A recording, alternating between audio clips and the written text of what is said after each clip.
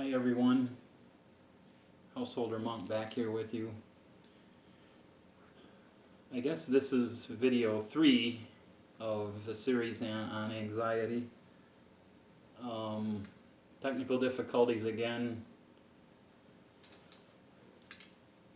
So my last video got cut off. I believe I was talking about Tucson, Arizona and moving here and how it's affected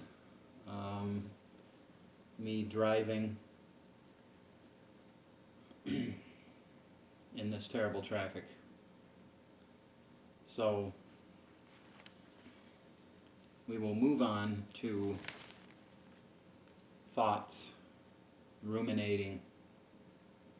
Remember that your thoughts aren't you. Your anxiety isn't you. Your anger isn't you. Even though in Buddhism we speak of interconnectedness, for these purposes, things like anxiety are not you. So that's something that you can take, contemplate, meditate about, and look at in your mind and say, this is just something.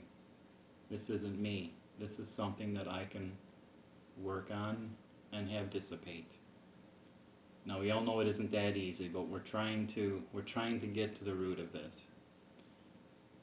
The revered Ajahn Brahm told a story about his master Ajahn Shah, and the moral of the story was thinking about a task is worse than actually doing it. Thinking about something, what do? You think about all the worst case scenarios. Thinking about your anxiety and focusing on it is partly causing you anxiety. Try to focus on something else, something positive. Try to keep other positive thoughts in your mind, and when you meditate, and remember that meditating isn't just sitting.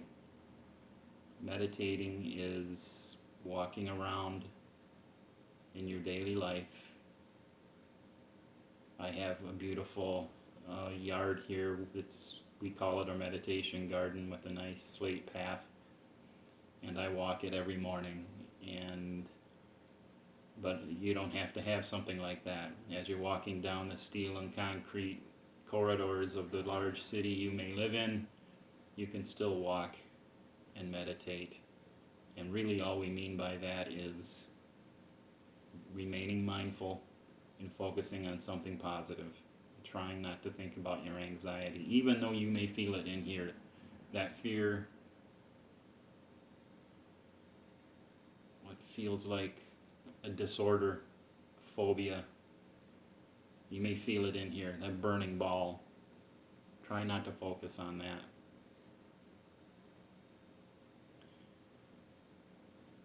So you can do your own research. Obviously, if you're suffering from anxiety, you've probably done some research online. If you have a great bookstore where you live, like Bookman's that we have here in Tucson, you can find tons of books on anxiety, depression, Buddhism, many other topics, obviously. But this video is just from me to you, a normal person suffering from anxiety, to you. And I'm not an expert dictating what needs to be done or a doctor prescribing anything. Some people may not have someone to talk to. You may live in an isolated situation, live in a big city where you don't have any friends, and no one that wants to hear about your problems.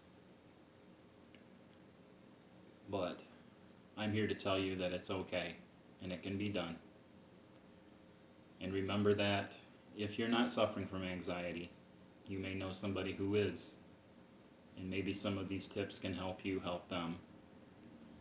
And remember that there may be people that really don't have any anxiety at all, but you can prevent anxiety from arising in people through your behaviors. You can prevent anxiety for many people by doing, what do?